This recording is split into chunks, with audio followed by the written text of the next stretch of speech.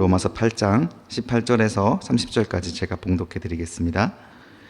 생각하건대 현재의 고난은 장차 우리에게 나타날 영광과 비교할 수 없도다. 피조물이 고대하는 바는 하나님의 아들들이 나타나는 것이니 피조물이 허무한 데 굴복하는 것은 자기 뜻이 아니요 오직 굴복하게 하시는 이로 말미암음이라. 그 바라는 것은 피조물도 썩어짐의 종노릇한 데서 해방되어 하나님의 자녀들의 영광의 자유에 이르는 것이니라. 피조물이 다 이제까지 함께 탄식하며 함께 고통을 겪고 있는 것을 우리가 아느니라. 그뿐 아니라 또한 우리 곧 성령의 처음 익은 열매를 받은 우리까지도 속으로 탄식하여 양자 될 것 곧 우리 몸의 속량을 기다리느니라. 우리가 소망으로 구원을 얻었음에 보이는 소망이 아니니 보는 것을 누가 바라리요. 만일 우리가 보지 못하는 것을 바라면 참음으로 기다릴지니라.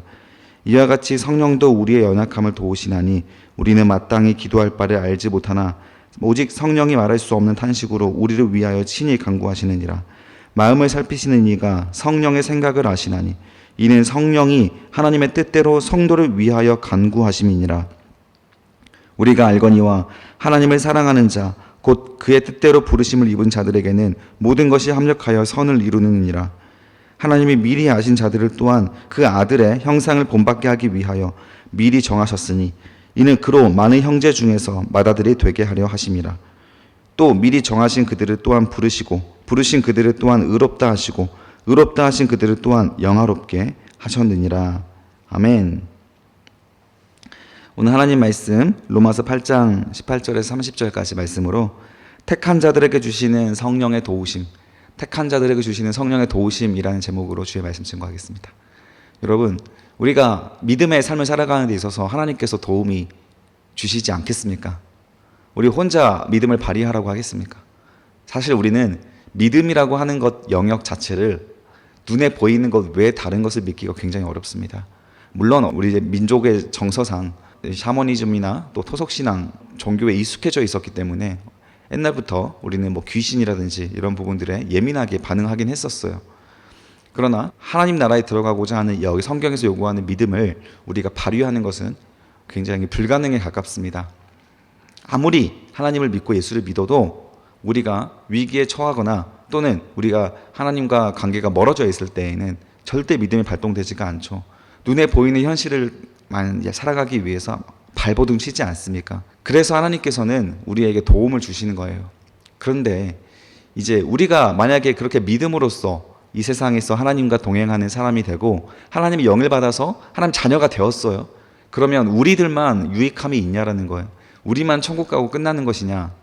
사실 우리가 구원받고 하나님의 자녀가 되는 것은 온 세상 모든 피조물, 동식물들까지도 우리의 구원을 바라고 있다는 것을 오늘 바울은 말하고 있어요. 따라서 여러분 한 사람의 구원, 믿음을 통해서 여러분들이 변화되고 구원을 받는 것은 온 세계가, 온 세상 모든 피조물들이 주목하고 있는 바라라는 거예요. 하나님은 천하 만물보다 이 한 영혼을 더 사랑한다고 하지 않았습니까? 그만큼 여러분 한 영혼이 하나님께 돌아오는 것은 하늘나라에서는 굉장히 큰 잔치이고 하나님께는 굉장히 큰 기쁨이 되고 영광이 되는 일이라는 거예요. 자, 18절 보십시오. 생각하건대 현재의 고난은 장차 우리에게 나타나 영광과 비교할 수 없도다. 그러나 우리는 이 고난을 가지고 살잖아요. 그러나 이 고난이 내적 갈등이라고 말했죠. 내적 갈등 속에서 우리가 살아가는 그 가운데 그것을 우리가 이겨내고 믿음의 선택을 하는 것은 훗날 나타나 영광과 비교할 수 없어요. 이 영광을 우리에게만 적용되는 영광이 아니고 19절 보십시오. 피조물이 고대하는 바 모든 피조물 동식물들을 말하는 거예요. 동식물들이 바라는 바는 하나님의 아들들이 나타나는 것이다. 하나님의 아들들이 바로 성도를 말하는 거죠. 믿음으로 구원받는 자들이요. 그런데 온 피조물 그런 동식물들이 다 그런 것도 바라고 있다라는 거예요. 그 이유가 무엇입니까? 20절. 피조물이 허무한 데 굴복하는 것은 자기 뜻이 아니요 오직 굴복하게 하시는 이로 말미암음이라. 선악과를 따먹은 것은 아담과 하와였지만 죄를 받은 것은, 저주를 받은 것은 모든 동식물들이 함께 받았습니다. 모든 피조물들이 함께 그 저주를 받았어요. 그래서 그때부터 사륙을 하기 시작을 하고 잡아먹기 시작하고 먹이 사슬이 생기기 시작하고 땅에서는 바이러스가 나기 시작하고 가시덤불이 나기 시작을 했어요. 열매가 맺혀지지 않기 시작을 했습니다. 뿌리는 대로 60배, 100배의 결실을 맺었던 에덴 동산이 파괴되면서 뿌려도 50%, 2분의 1도 거두지 못하게 되는 그런 저주, 땅에 저주가 일어나기 시작을 했다라는 거예요. 그러나 이것은 자신들이 다른 피조물들이 저주를 받을 만한 행위를 해서가 아니라 누구의 명령으로 인한 거였다라는 거예요. 오직 굴복하게 하시는 인간의 타락과 함께 이 전 지구적인 타락이 함께 이루어져서 하나님께서 그냥 그렇게 명령을 했다라는 거예요. 이들은 무슨 죄가 있습니까? 잘못이 없어요. 그래도 인간 때문에 이렇게 당하는 거예요. 이게 바로 희생제사에서도 드러나잖아요. 희생제사에서는 흠이 없고 상함이 없는 온전한 동물을 하나님께 바쳐야 돼요. 양이나 염소나 비둘기나 소나 이런 것들 바쳐야 되는데 그런 것들이 죄가 있어서 바쳐지는 게 아니고 죄가 없기 때문에 오히려 인간을 대신하여서 그들이 희생 제물이 될 수가 있는 것이죠. 이 동식물들은 죄가 없어요. 인간 때문이다라는 거, 인간 때문. 그래서 우리가 막 애완동물이 죽고 나면 슬퍼하잖아요. 아, 미안해, 나 때문이야 라고 막 여러분 말해야 돼요. 우리 인간 때문에 이 너희들이 죽게 되는 거야. 동식물들도 죽음이 없이 살았었습니다. 자, 21절입니다. 그 바라는 것들의 피조물도 썩어짐의 종노릇한 데서 해방되어 하나님의 자녀들의 영광이 자유에 이르는 것이라. 그래서 그 피조물들조차도 우리들이 구원을 받아서 하나님의 영광이 회복되는 것을 기다리고 있다라는 거예요. 최종적으로는 예수 그리스도께서 다시 오심으로써 그 영광이 완전히 회복되겠죠. 그때를 이 다른 피조물들도 다 기다리고 있다라는 거예요. 고대하고 있다라는 거예요. 22절입니다. 피조물이 다 이제까지 함께 탄식하며 함께 고통을 겪고 있는 것을 우리가 아느니라. 그래서 이 자연 만물, 요즘에 기후 이변도 있고 많이 경고가 오잖아요. 저기 막 미국에서는 45도 이렇게 올라간다고 해서 집에 있어서 죽는 사람들이 막 속출하고 있다고 하죠. 온갖 기상 이변과 우리나라도 이제는 아열대 기후에 들어와서 또 뭐 동해를 가보면 막 상어도 나오고 그 해파리도 나오고 막 그러지 않습니까? 많이 나오지 않습니까? 그래서 이제는 정말 우리나라도 이런 기상 이변에 이제 노출되어 있는 상황인데 이런 자연이 고통을 받는 이유는 누구 때문입니까? 인간 때문이라는 거, 인간. 그 인간이 함께 고통을 겪고 있고 함께 탄식을 하고 있다라는 고통스러움에. 23절입니다. 그뿐 아니라 또한 우리 곧 성령의 처음 익은 열매를 받은 우리까지도 속으로 탄식하며 양자될 것 곧 우리 몸의 속량을 기다리니라. 그런데 이 인간들 중에서는 하나님께 구원을 받을 또 구원을 받은 믿음의 사람들이 존재하지 않습니까? 그런 사람들까지도 그런 세상의 피조물들과 마찬가지로 우리의 이 세상이 완전하게 회복될 그날을 기다리며 우리도 속으로 탄식하면서 기다리고 있다라는 거예요.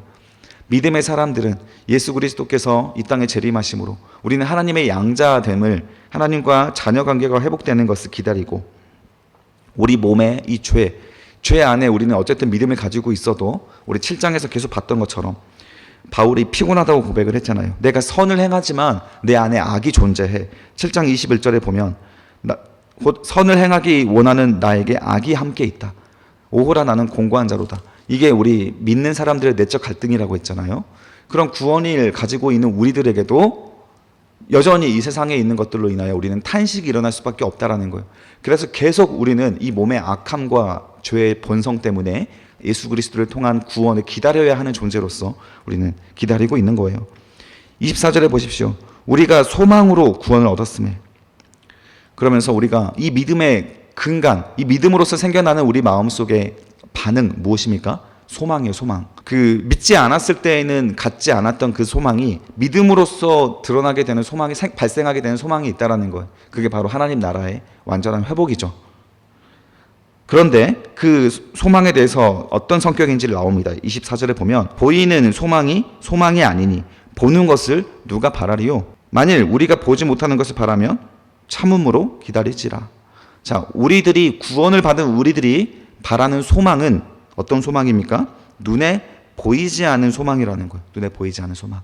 바로 하나님과 하나님 나라죠. 성령님이시지 않습니까? 여기를 믿는 것이 진짜 성도예요. 하나님의 영이 있어야 우리가 그것이 믿어지는 거라고 우리 지난 시간에 공부했습니다. 다시 한번 14절에 보면 하나님의 영으로 인도함을 받는 사람이 곧 하나님의 아들이요. 9절에 보면 누구든지 그리스도의 영이 없으면 그리스도의 사람이 아니라. 하나님의 영이 있는 사람들이 눈에 보이지 않는 그 소망을 가지고 살아가는 거예요. 히브리서에 나오죠. 믿음은 바라는 것들의 실상이요. 보이지 않는 것이지만 바라고 믿고 소망하기 때문에 실제 하게 된다는 거예요. 그게 바로 하나님 나라의 속성이에요. 여러분들이 눈에 보이는 것을 바라고 있다면 하나님의 영의 이끌림을 받는 사람이 아니에요. 아직 그리스도인이라고 불려서는 안 됩니다. 눈에 보이지 않는 그 하나님 나라와 하나님의 영광을 바라는 거예요. 우리가 자발적으로 모이는 청년부 예배가 있다고 했죠. 그 예배 끝나고 나서 다시 밤에 모이는 그 예배 가운데 우리는 그 자발적인 마음 가운데 한 소망들이 생겨납니다. 그 이유가 뭐예요? 성령으로 비롯된 모임이고 그 예배 자리이기 때문에 보이지 않는 곳에 소망이 생겨나고 회복이 일어나는 거예요. 우리 망원제일교회 청년부가 부흥을 했다. 참 부흥을 했다라고 하는 표현은 우리가 바로 이런 상태를 말하는 거예요. 보이지 않은 영적 세계가 우리들에게 소망이 되어서 기쁨으로 나오는 거예요. 뭐 찬양팀이 잘하고 못하고가 중요합니까? 설교를 잘하고 못하고가 뭐 이건 중요하죠. 우리가 뭐 이 교회 안에서 진짜 중요한 게 무엇입니까? 이 예배 가운데 하나님의 영이 함께하고 있는가? 역사하고 있는가? 우리가 정말 한 마음 한 뜻이 되어서 그 나라를 바라보며 이 예배를 드리고 있는가? 아니면 나의 나라를 위하여 기도하고 예배하고 있는가? 이 차이라고 했잖아요. 그래서 다수가 하나님의 나라, 보이지 않는 나라의 소망을 바라면 참 부흥이 일어납니다. 그때는 성도들을 오지 말라고 해도 밀려오는 현상들이 발생해요. 그래서 참 인기가 많은 교회들 보십시오. 정말 바른 교회, 저도 좋아하는 교회들이 몇 개 교회가 있는데, 존경하는 교회들이 있는데, 그런 교회에서 공통점이 뭐냐면 성도들을 제한을 해요. 다른 평신도, 다른 교회에 있었던 기성교회들은 받지 않습니다. 새신자만 받으려고 해요. 너무 사람들이 많이 몰려오니까. 이런 현상들이 참 부흥의 현상이라는 거예요. 그래서 우리 교회가 왜 이렇게 사람들이 부흥하지 않는가? 우리 청년부가 왜 이렇게 성장하지 않는가? 그 조급할 필요가 없는 거예요. 우리들이, 여기에 있는 멤버들이 먼저 하나님 나라를 바라보면 그런 모임들이 다수가 되면 자연스럽게 부흥을 하게 됩니다. 26절입니다. 이와 같이 성령도 우리의 연약함을 도우시나니. 자, 우리가 육신의 탐심을 가지고 살아갈 수밖에 없어요. 여전히 우리가 25절처럼 보이지 않는 것을 바라고 하나님 나라를 향해 달려가고 있어도 우리는 바울이 말했던 것처럼 공고한 사람이잖아요. 피곤한 자들이에요. 우리 안에 이 죄의 법들이 자꾸 발동해요. 그래서 성령이 계심에도 불구하고 이 죄악들이 그 성령을 도전합니다. 성령에게. 그래서 자꾸 우리가 싫어하고 하지 말아야 할 행동들을 하는 거예요. 자꾸 그러는 거예요. 반복되는 거예요. 그런데 이 상태에서 하나님께서 아무런 도움을 안 주시겠냐고요. 우리가 이런 연약한 존재라는 것을 하나님도 잘 알고 계시는데 당연히 도와주십니다. 여러분 걱정하지 마세요. 먼저 보이지 않는 하나님의 나라가 내 안에 정말 소원이 되고 갈망이 되고 그 성령이 내 안에 내주하고 계신다면 그때부터는 걱정하지 않아도 돼요. 지난 시간에 말했죠. 이때부터 우리가 하나님을 아버지요, 아빠 아버지라고 부를 수가 있기 때문에 그때 가서는 두려워할 필요가 없어요. 우리를 두려워하게 하는 영의 종이 될 필요가 없습니다. 그때부터는. 그러나 우리 안에 성령이 내주하지 않으시고 보이지 않는 하나님 나라가 갈망이 되지 않은 상태에서는 이 말이 적용되지 않습니다. 자, 그래서 우리 안에 성령이 내주하실 때 하나님이 어떤 도움을 주시는가? 왜 우리에게 두려움을 떨쳐 보내게 만들어 주시는가? 바로 성령께서 우리의 연약함을 도와주셔서 우리는 마땅히 기도할 바를 알지 못하나 성령이 말할 수 없는 탄식으로 우리를 위하여 친히 간구하시느니라. 참 중요한 표현이에요. 굉장히 중요한 표현이니까 별표 쳐주시고, 성령께서 우리가 마땅히 어떻게 생각하고 마음을 잡아야 할지도 알지 못하고 있을 그때에 성령께서 옳은 생각과 옳은 마음을 갖게 하시고 그 마음으로 기도하게 해주신다는 거예요. 그게 바로 말할 수 없는 탄식, 참 아름다운 표현이에요. 음성이 들리지 않지만 내 마음속에 성령의 아픔이 느껴진다는 거예요. 이 말을 방언으로 해석하시는 분들이 많은데 전혀 맥락이 없습니다. 왜 갑자기 여기서 방언이 나와요? 방언의 이야기도 안 하고 있는데. 방언이 아니고요. 계속 맥락은 육신의 탐심과 또 이 성령의 법을 말하고 있잖아요. 계속. 그렇죠? 성경을 읽을 때 이렇게 딱 구절만 떼가서 읽으면 2단식 해석이 되기 쉬워요. 참 이거를 방언으로 해석하는 것은 앞뒤 맥락을 전혀 보지 않은 행위입니다. 지금 꾸준히 쭉 같이 따라서 내려오신 분들은 전혀 그렇게 해석될 이유가 없다라는 거 공감이 되지 않습니까? 성경은 전체를 이렇게 보는 게 중요한 거예요. 성령도 우리의 연약함을 도우시기 위해서 말할 수 없는 탄식은 방언이 아니라 우리 마음속에 같은 아픔을 주신다라는 거예요. 이 탐심을 이기게 하기 위해서 아픔을 주신다. 그래서 말할 수 없는 탄식으로 우리를 위하여 친히 간구해 주시는 거예요. 그래서 우리가 옳은 기도를 할 수 있도록 만들어주는 거예요. 옳은 생각을 가질 수 있도록 도와주는 거예요. 옳은 마음을 먹을 수 있도록 작동해 주신다라는 거예요. 그것을 도와주신 이가 27절에 마음을 살피시는 이가 성령의 생각을 아신다. 마음을 살피시는 이가 누구예요?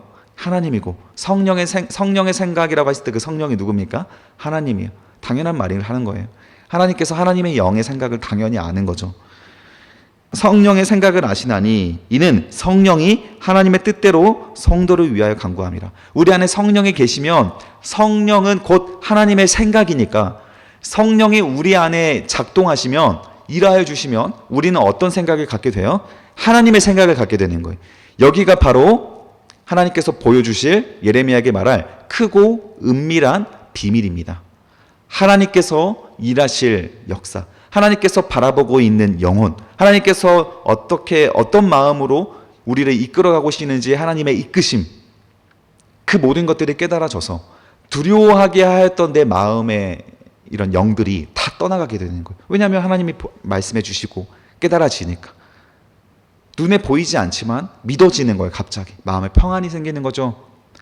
이 상태가 바로 아담과 하와가 에덴 동산에 있었을 때 상태입니다. 그때에는 두려움이라는 게 없었어요. 왜냐하면 하나님께서 하나님의 지혜로 이미 모든 것들이 이 세상에 온전하게 흘러가고 있었고 하나님께서 모든 것을 운행하고 계셨기 때문에 인간은 하나님 안에서 즐기기만 하면 되는 거예요. 그래서 에덴 동산의 원어가 간 에덴, 기쁨의 동산이라고 했잖아요. 기쁨의 동산. 즐겁기만 하면 되는 거예요. 얼마나 좋습니까, 여러분? 하루 중에 스트레스 받을 필요가 없는 거예요. 하나님이 느껴지니까 그냥 그 순간이 너무 즐거운 거예요. 피로하지도 않은 거예요. 여러분, 이 상태가 자발적인 예배 가운데 일어나는 거예요. 이 예배가 그 에덴 동산의 맛보기입니다. 그래서 우리가 자발적인 예배가 일어날 때 거의 밤 11시까지 막 있다 가요. 하루 종일 그렇게 교회에 있고 내일 출근해야 되는데도 이게 뭐 이제 지속을 얼마나 우리가 성령을 의지하냐에 따라서 지속되는 기간이 달라질 겁니다. 그런데 그렇게 맛보기를 하는 거잖아요, 우리가.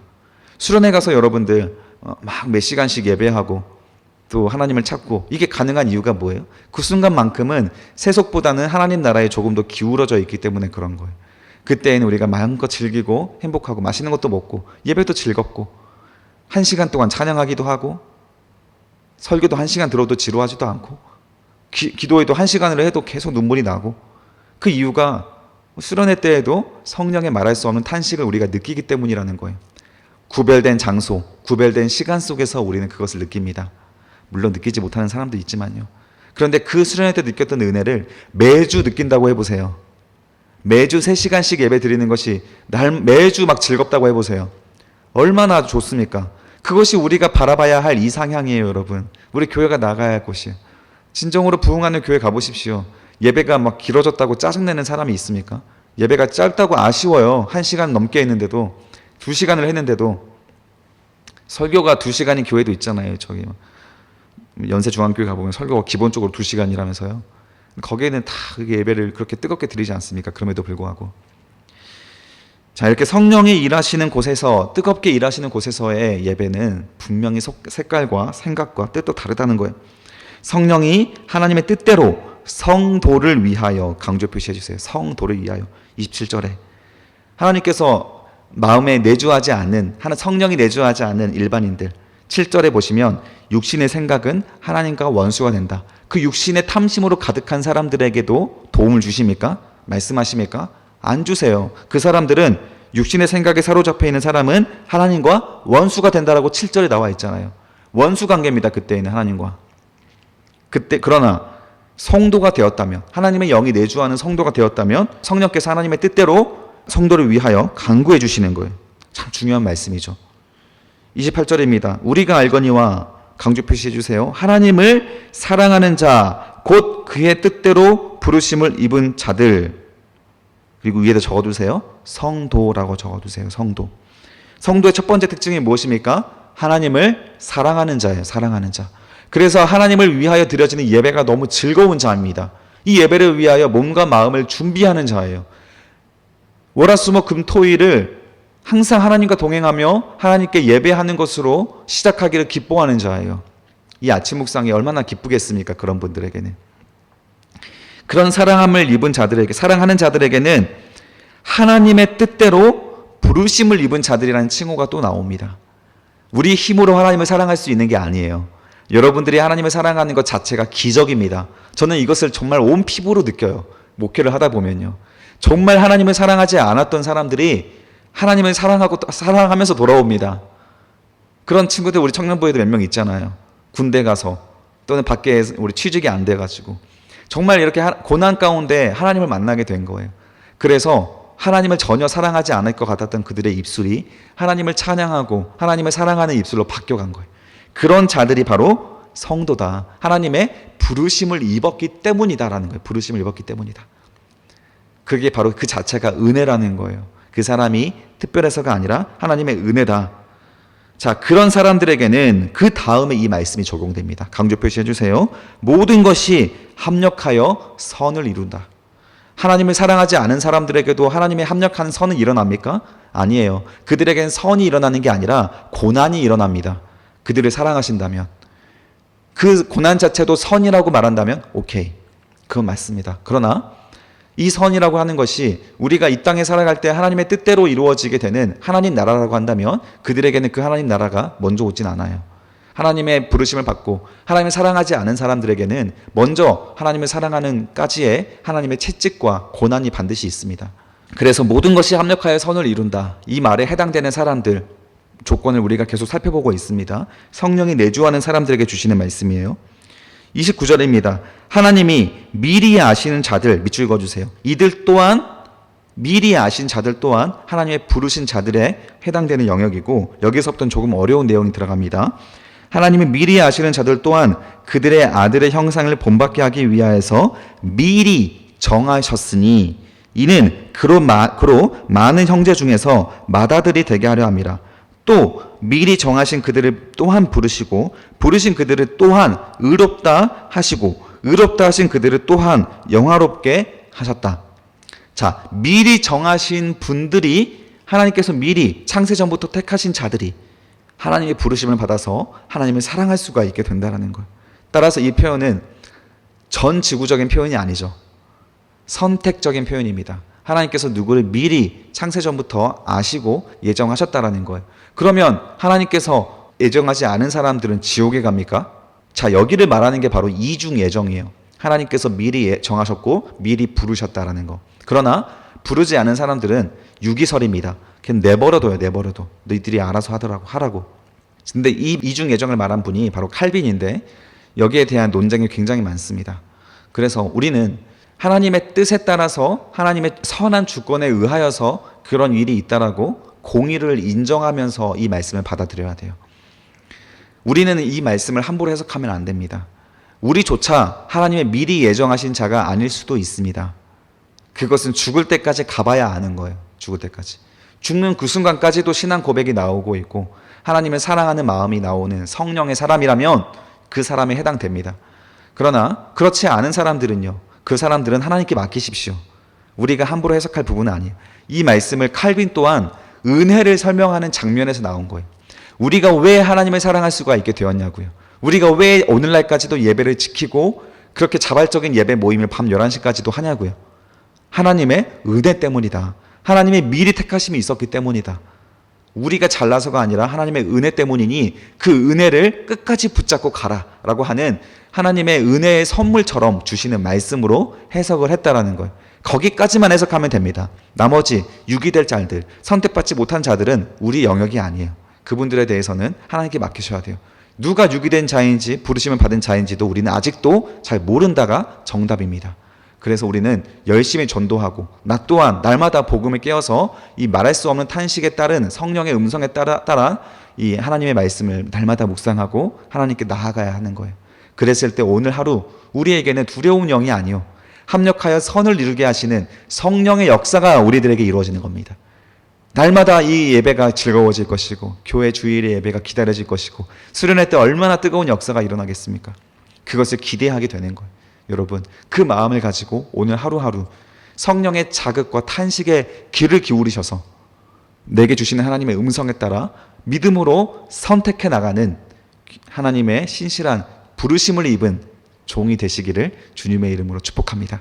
우리 하나님을 아빠 아버지라 부를 수 있는 하나님의 자녀들이 되시기를 주님의 이름으로 축복합니다. 기도하겠습니다. 살아계신 아버지 하나님 감사합니다.